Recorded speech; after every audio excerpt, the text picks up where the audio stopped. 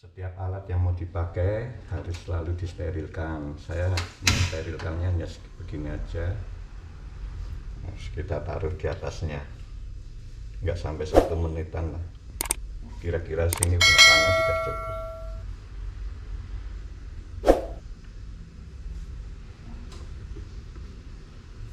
Jadi sebelumnya ini dicuci, terus dilap, baru kita taruh di atas kompor sebentar aja, udah cukup. Setelah itu kita tisu, kita bersihkan lagi dan ditunggu dingin, karena kalau masih panas dipakai raginya mati sehingga fermentasinya berhenti.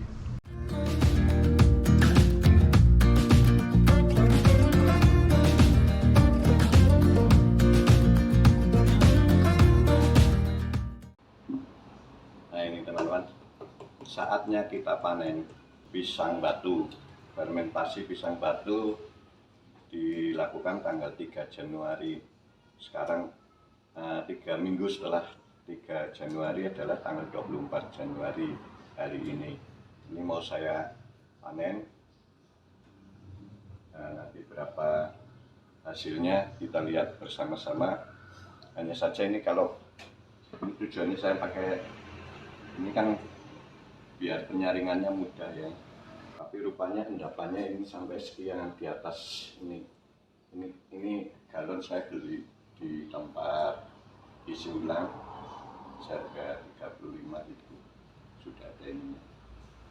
Jadi ini terlalu pendek untuk fermentasi pisang batu. Walaupun sudah disaring endapannya tuh ternyata masih banyak tinggi. Nah ini cara satu-satunya ya tetap dikeluarkan dari atas.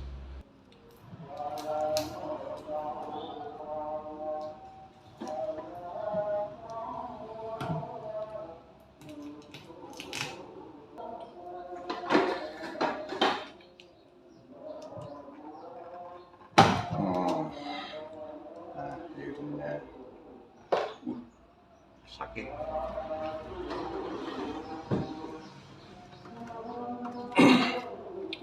Ini untuk sterilisasi selang ini juga susah. Jadi hanya saya cuci pakai air biasa, terus saya lap, terus dalamnya saya cuci pakai air mineral ya, pakai air mineral. Bisa kita kocak-kocak ngatur 2 kali ya, jadi benar-benar steril.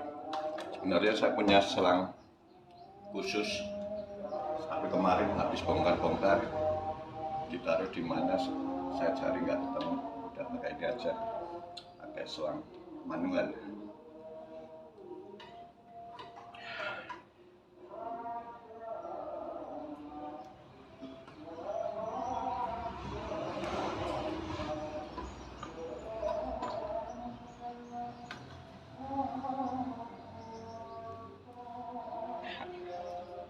Nah ini kan jadi bening, jernih.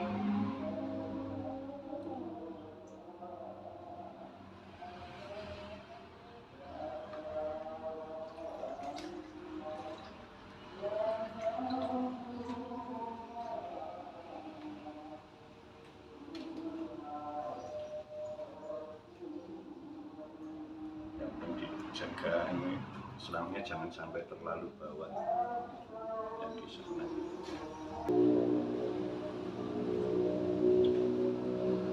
Nah, kita jaga ya supaya yang keluar tetap yang bening, jangan sampai ampasnya ikut masuk.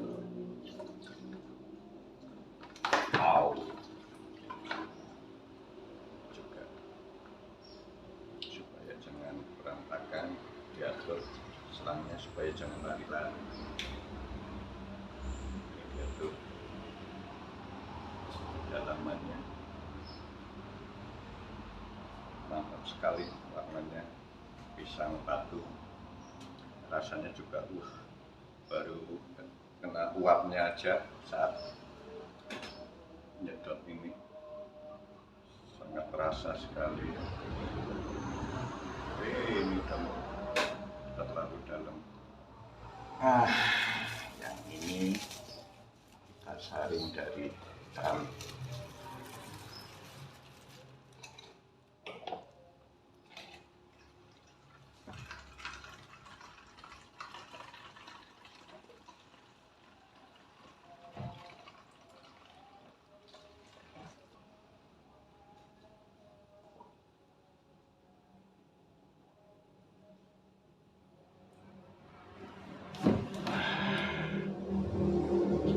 Kayak jamu beras kencur. Oke, kita saring bordernya. Saringannya udah saya rebus, semoga steril.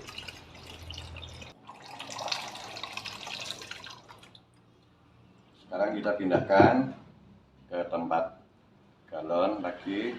Ini cuma saya pakai galon yang satunya karena galon yang tadi nyucinya agak susah, butuh waktu lama, jadi pakai yang lain yang sudah bersih, sudah kering. Tadi sudah saya panaskan lagi di atas kompor. Ini juga udah steril semua. Dan nggak bisa benar-benar bersih. Walaupun hati-hati sekalipun tetap ada yang dari sini.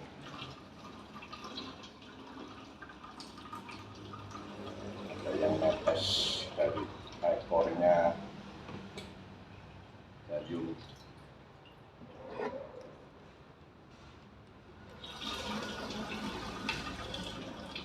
Kayaknya malah lebih cepat dari ekor sama.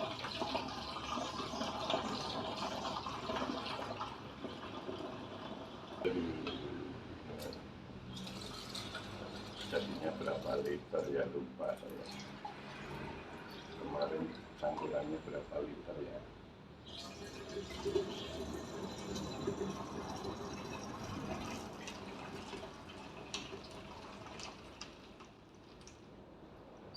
Ini sebenarnya kalau ingin, yang namanya hukum dagang ya, kalau ingin dijual dicairkan lebih banyak airnya juga tidak apa-apa, palingan hanya ditambahin gulanya sama ragi. Kalau main fermentasi ini harus bersih ya, soalnya kalau nggak bersih ini kan ada bau-bau gulanya, ini akan mengundang semut. Jadi untuk proses fermentasi, setelah ditutup kita bilas luarnya itu pakai air mata biar mematikan bakteri yang ada di luar, juga untuk menghilangkan manis yang nempel supaya tidak mengundang semut selama proses fermentasi yang membutuhkan waktu lama.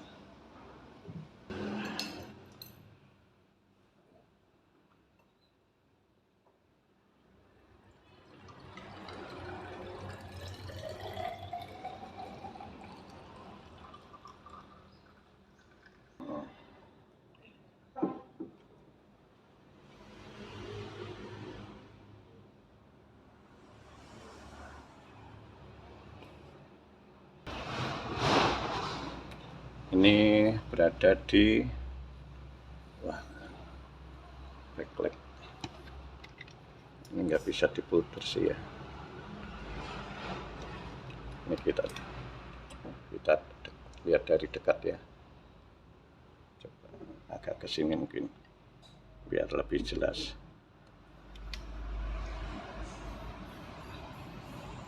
Ada di 10 kurang sedikit ya.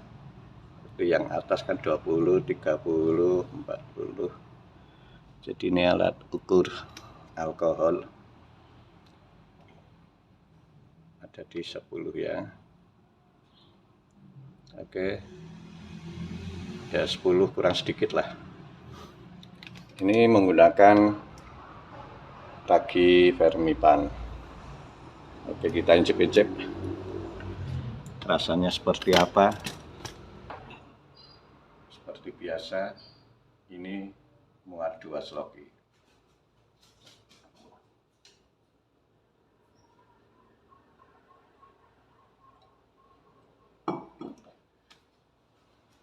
Jadi ini kita endapkan lagi ya. Ini tadi. Yang ini juga diendapkan di sini.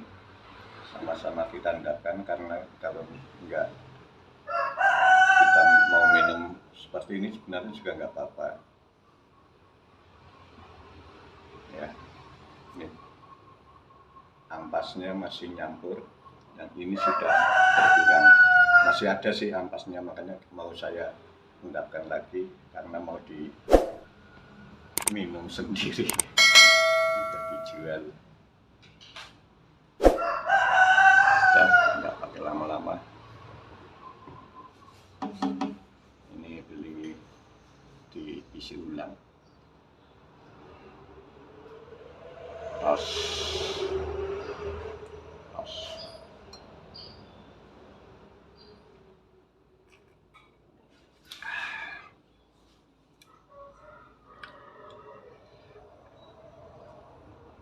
Untuk rasa memang masih enak, tapi masih enak buatan yang pertama dulu. Jadi saya kan pernah membuat wine pisang batu ya, ini yang ketiga kali. Yang pertama itu enak sekali karena kebetulan pisangnya juga pas, tidak terlalu masak, tapi juga belum tidak begitu mentah. Jadi sedengan, matang, masak, tapi belum banyak yang lonyot. Jadi rata itu ya, rasanya benar-benar. Jadi kalau mau bikin, pilihlah buah pisang batu yang benar-benar masak tapi belum berwarna hitam, belum lonyot lah ya, belum terlalu lonyot. Jadi benar-benar matang. Kalau kurang matang pun juga tidak bagus. Jadi matangnya juga yang lebih bagus lagi matang di pohon. Jarang kan pisang batu matang di pohon. Biasanya ya diambil masih mentah buat rujak, ya, buat dijual di bakul-bakul rujak gitu ya. Atau kalau yang nggak dijual ya didiamkan aja sampai benar-benar mati busuk. Jadi untuk apa nanam pisang batu kalau nggak dipanen? Makanya buat yang mau bikin, cari aja orang yang punya pohon pisang batu, dipesenin aja, kita beli dengan harga ya nggak terlalu murah tapi juga nggak terlalu mahal, tinggal negosiasi aja. Kalau pisang batu itu memang murah dan boleh katakan hampir tidak ada harganya. Ya untuk ongkos ganti inilah nebang sama kalau perawatan kayaknya nggak ada perawatan, cuman ya karena dia tumbuh di tanahnya ya hidup-hidup sewa tanah. Kemarin saya satu tandon ini satu tandon pisang itu saya bayar 20.000. Seneng banget karena biasanya hanya dibuang.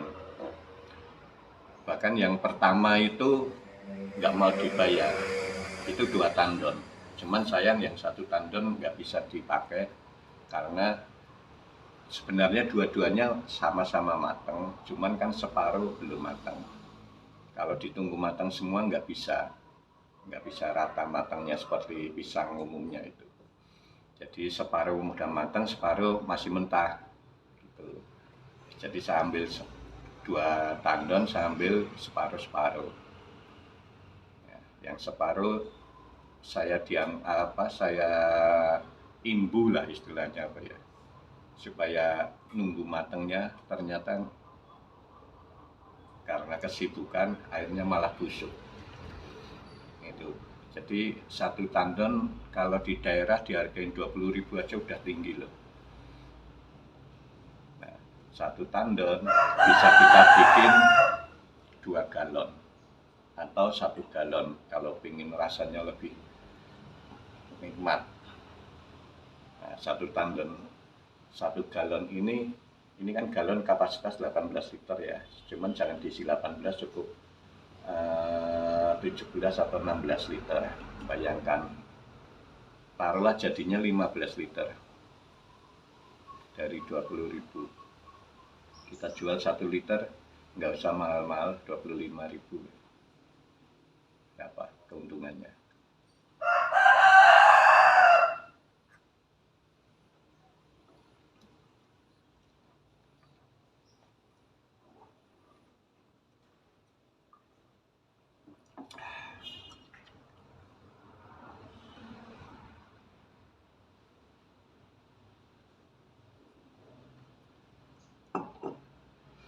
Nikmat. Ini 10% ya. Jadi kalau hanya 2 sloki seperti minum sirup.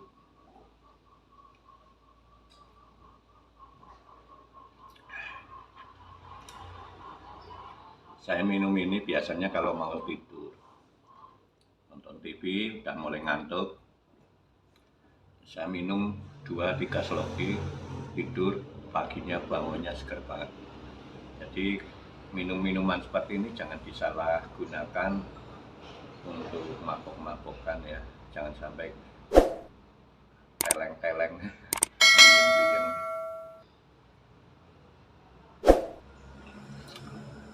Itu hanya untuk kesehatan. Ya, biasanya kan orang tua itu kan susah tidurnya. Makanya sekarang saya kalau malam sebelum tidur minum ini. Kalau toh memang benar-benar ngantuk, tanpa minum pun juga bisa tidur. Cuman sering terbangun malam hari, sering lilir, tidurnya lagi susah. Nah, jadi saya tetap rutin minum, tapi tidak terlalu banyak. Takutnya nanti kalau terlalu banyak, tidurnya kebablasan. Kebablasan akibat minum alkohol, di sana neraka sudah menanti.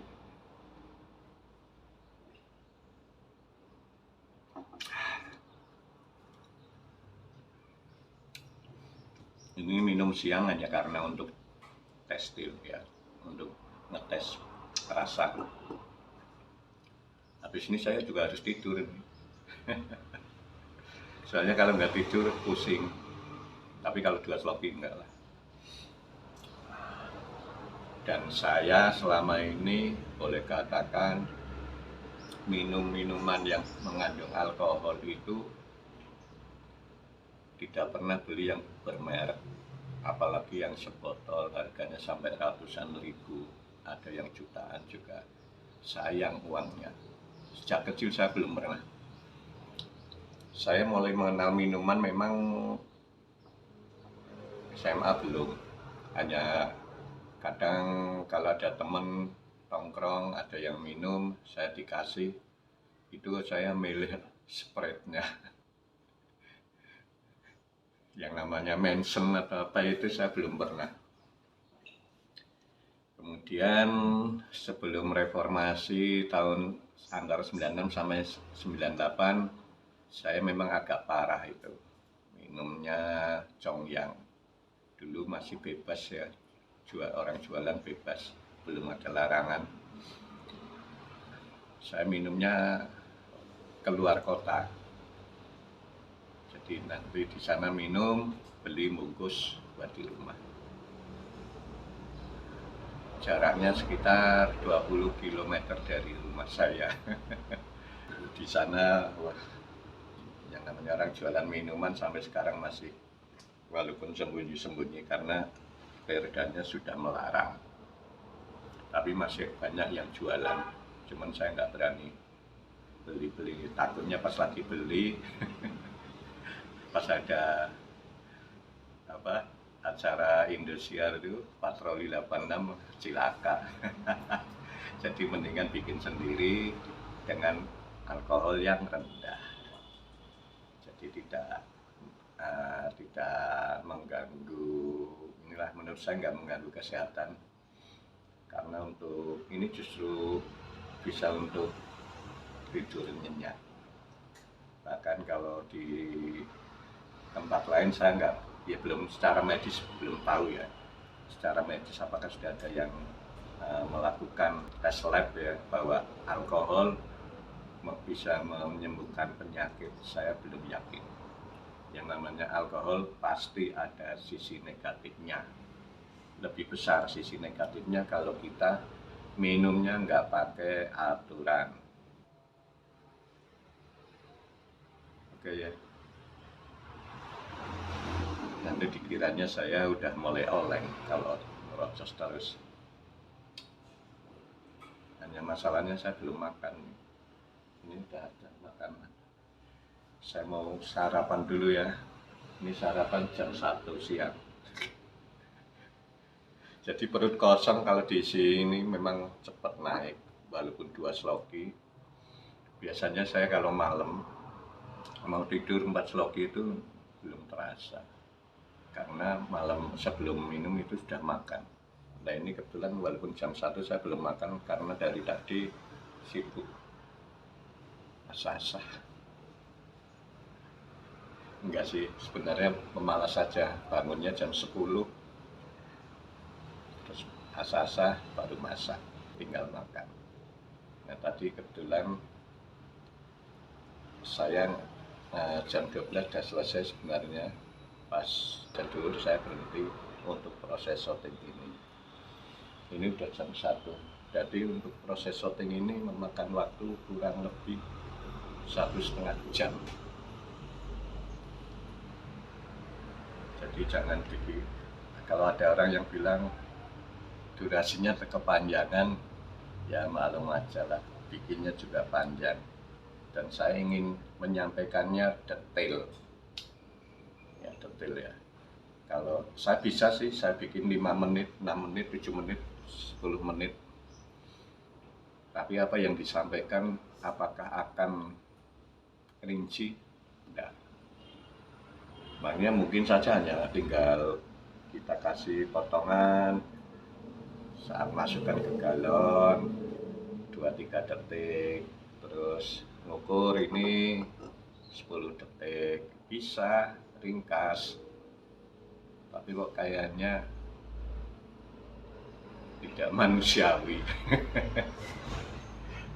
Ya yang suka ya tonton aja ya, durasi panjang. Silakan beli kuota yang cukup. Kalau ada iklannya ya ditonton iklannya. Kasihan yang masang iklan sudah bayar nggak ditonton. Sayanya juga kasihan nggak dapat dolarnya. Oke, minum sedikit lagi. Nah, setengah sloki.